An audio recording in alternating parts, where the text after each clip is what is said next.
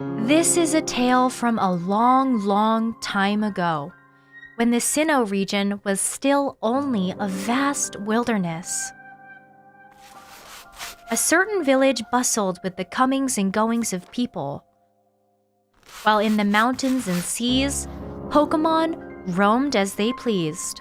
Aoife Wilson, Eurogamer, has seen 13 minutes of brand new Pokémon Legends footage, and I've got one question for you.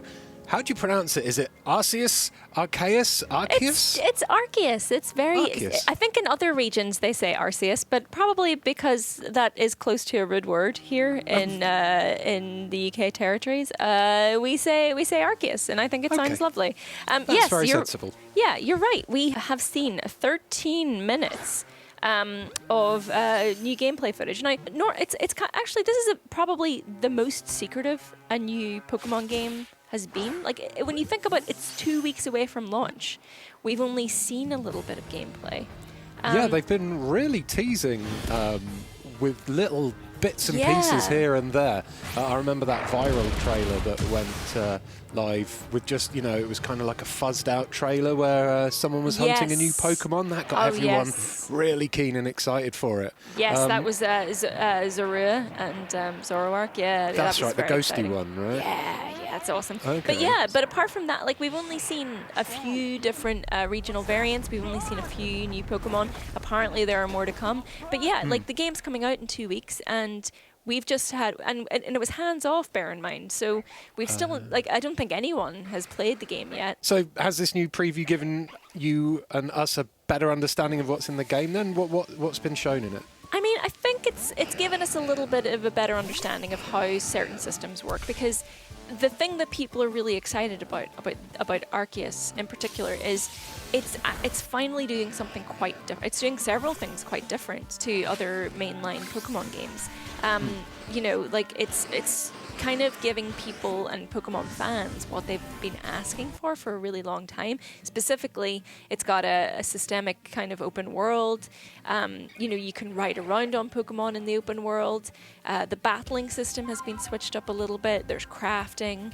There's, resource gathering. There's a lot of different things, but kind of to bring it all back, first of all, so just so you have an overview. This game is... I guess it's kind of like an ancestor of Pokemon, Brilliant Diamond and Shining Pearl, because the Hisui region, which is like kind of the Pokemon world hundreds of years ago, ends up being the Sinnoh region, which is where those games are based. So it's kind of like, and it's at a time and an era when humans and Pokemon didn't really get along.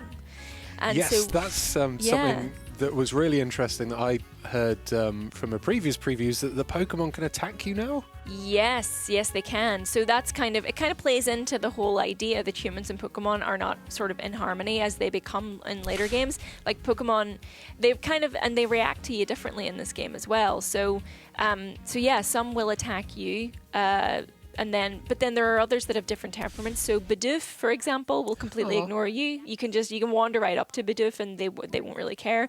Starly are skittish and they'll run away from you. Shinx and like other sort of a Pokemon like Ursaring, I think, is aggressive. They'll attack you on sight, and if they spot you, they'll kind of enter an alert state. Any Pokemon that spots you will enter an alert state, and in that state, if you throw a Pokeball at them, they'll just automatically deflect it. So you can't capture them in that way. But for I think probably one of the first times in a Pokemon game, you are now the one that's hiding in the long grass. So you can stealth around, and you can actually catch Pokemon that are unaware of your presence. You can throw Pokeballs at them if they're completely just oblivious to your presence, and you have a chance to catch them then.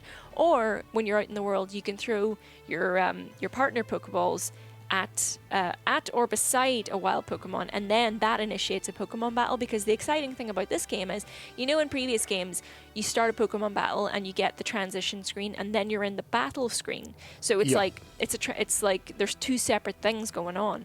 In this, the battles are seamless in the open world, which could possibly mean that other Pokemon can join the fray. Maybe wild Pokemon can battle each other.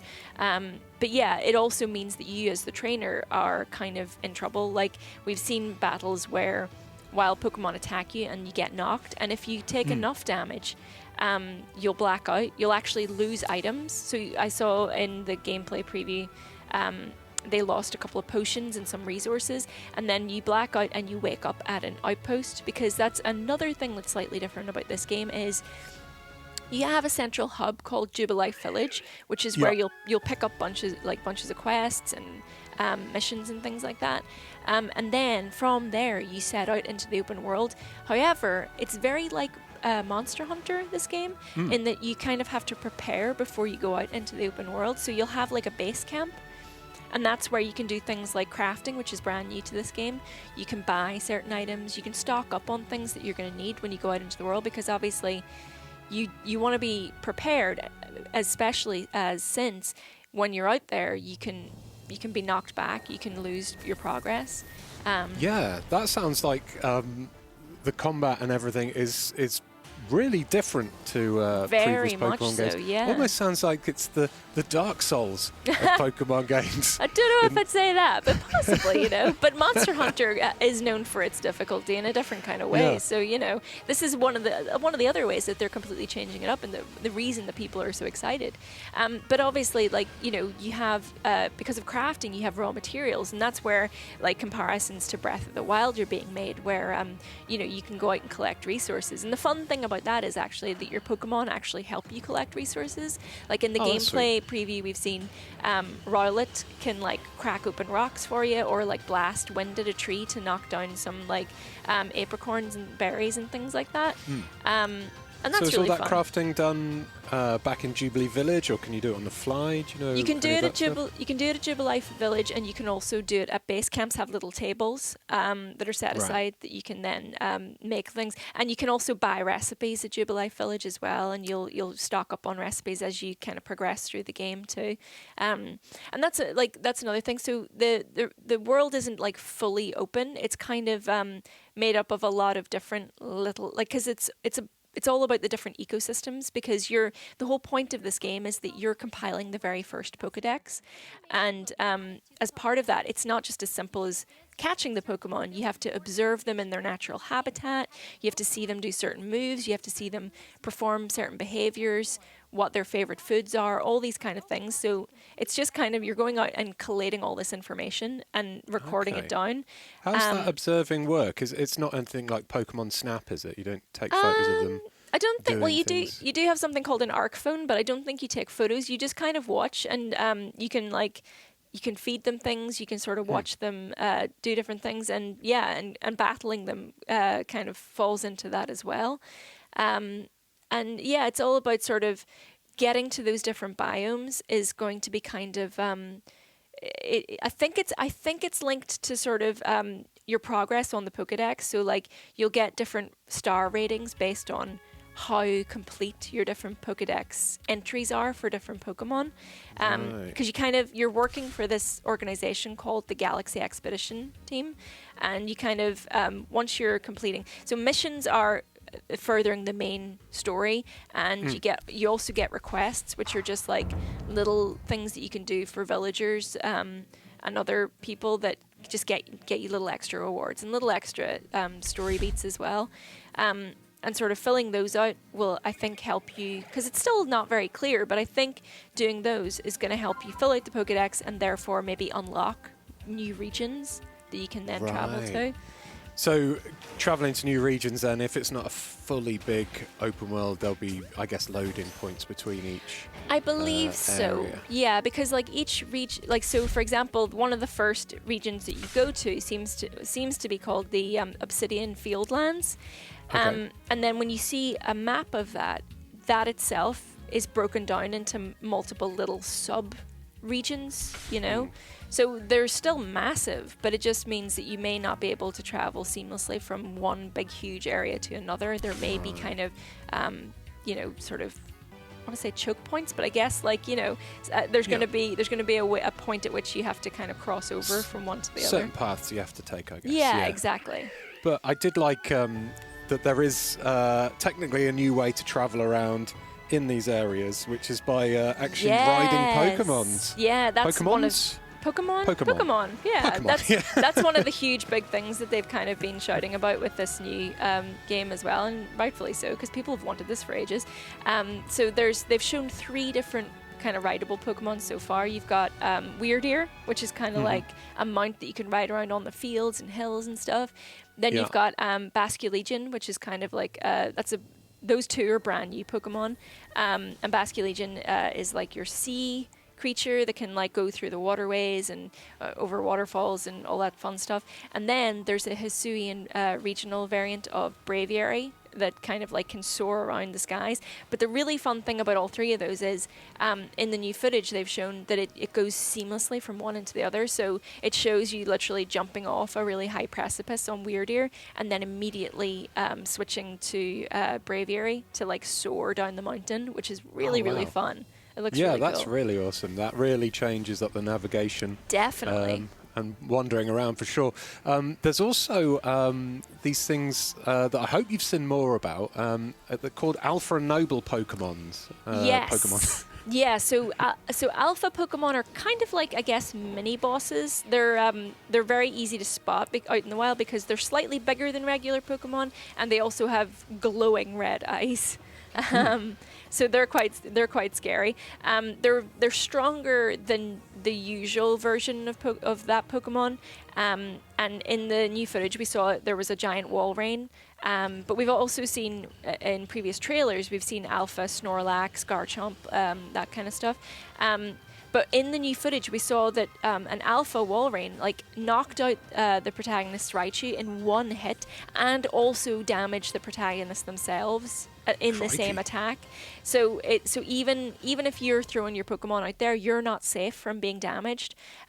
So that means Alpha Pokemon are gonna be quite difficult and quite dangerous to kind of go up against. But that also means that if you catch them, they're going to be awesome, and hopefully there's also going to be big rewards for them as well. So Alpha Pokemon being like a sub-boss, you also have maybe proper boss battles in the form of noble Pokemon, and they seem to kind of be I guess they're linked to the main story somehow, because all the story that we've got from them is that they're frenzied somehow, and they're glowing in this really like kind of bright yellow energy. And in the footage that we've seen, and we've also seen in previous trailers, one of the brand new Pokemon, Cleaver, which is a variant evolution of Scyther, is kind of like frenzied, and you can't just defeat a noble Pokemon in the regular kind of way, which is just battling it. You have to whittle it down by throwing bombs made of its favorite foods at it. So that would defeat me if someone threw loads of sweets at me. But 30 minutes of that, I'd be on the sofa. But in the new footage, we kind of got an extended look at that. So that's part of the battle. So you kind of you throw these bombs like again and again and again at it, and that kind of, I guess it stops to like lick itself or something like that. And when its guard is down, then you throw Pokemon at it, and then it gets like a temporary health bar. So you have to fight it until that health bar goes completely down, but it's not defeated properly, then it'll just go back to running around. Because another new thing in this game is that you as the trainer can dodge Pokemon attacks. Like you can, if you time it right, like in a Pokemon is like lunging at you, you'll roll out of the way or something. So it's going to be a balancing act between rolling out of the way of its attacks, then pelting it with bombs, and then when its guard is down, battling it, and then sort of rinse and repeat until this big gauge goes down, and then maybe you can capture it or That's a really exciting prospect, actually, that the Pokemon finally get some revenge against the trainers who've been locking them up. Yeah, it's about time, right? And the fact that it'll make the combat, I guess it's way more fast and fluid and like tense. Hope so. Normally definitely. just locked in place. Yes, so that's right. exciting. Yeah, it's going to be more like you have to be aware of your surroundings. You have to actually be engaged, and it's not just selecting from a menu. It's actually like rolling around and sort of there's more strategy involved, I suppose. Yeah. So Monster Hunter games, they are, you can play them in co-op quite easily. Is this game going to have any co-op, or is it just purely single player? No, it seems to be mostly single player. I mean, the only sort of indication of any kind of multiplayer element that we've had in the new trailer or the new footage is you can trade Pokemon. There's a trading post. But Right. that didn't mention, there was no mention of actually battling other players. There may be, but I think the other thing about this game is that it's one of the very first Pokemon games to not have two versions, you know? Like, you Okay. have, you know, like in previous, we had, you know, Sword and Shield, you've had Brilliant Diamond, Shining Pearl. This, it's just a Pokemon Legends Arceus, and part of the reason for that may be that it's mostly a single-player experience. Right. So, well, Yeah. from what you've told me, it sounds like almost like a darker, more dangerous Pokemon before. I've not seen the footage yet, but It seems like it, yeah. Does it look like that? Should we be excited for it because of that? I think so for sure. I mean, there's definitely sort of dark elements to it. I mean, in terms of actual aesthetic, this is a Game Freak game, so it's not the most impressive looking. I think a lot of people have been a little bit disappointed by the animations and the the aesthetic, but I think it actually works. Like, there's a kind of like almost watercolor element to the world, which is in keeping with, you know, the fact that it's in the past. It's kind of like you know, got that sort of like traditional sort of vibe to it. It's not going to blow people out of the water in terms of like graphics or anything like that, you know. I think if you're waiting for that, you may be disappointed. I think the reason the people are and should be excited is how this changes up the gameplay. That's the real draw here, because there's change ups to the battle system as well. It's still turn based, but you can actually manipulate who goes when now to an extent, because you have new battle styles now. There's strong and agile styles, and you can choose when to sort of deploy these. That they cost more PP. Stop laughing. But I was trying not to. but like if you choose to do an agile variation of an attack, it'll go much faster, and you may get a second a second action straight after. But strong does the opposite. Strong is a much slower attack, and you're probably if you don't defeat the opponent in that attack, you're probably going to get retaliated on, like by being attacked at least multiple times after that. That's interesting then. So you've got turn-based and normal standard kind of like live dodging and stuff. Is that kind of like the Final Fantasy VII remake where you could kind of stop the action? Bit. Well, you can't stop the action, no, but it does have. I mean, it's Final Fantasy-esque in that you can see the order that's going to happen in the battle on the top right, and by choosing different styles, you can manipulate the order, and you can kind of create your strategy that way. Which, you know, will obviously it'll take a bit of getting used to, I think, but to use these different styles and manage your PP appropriately as well. I learned how to do that at an early age. It's fun.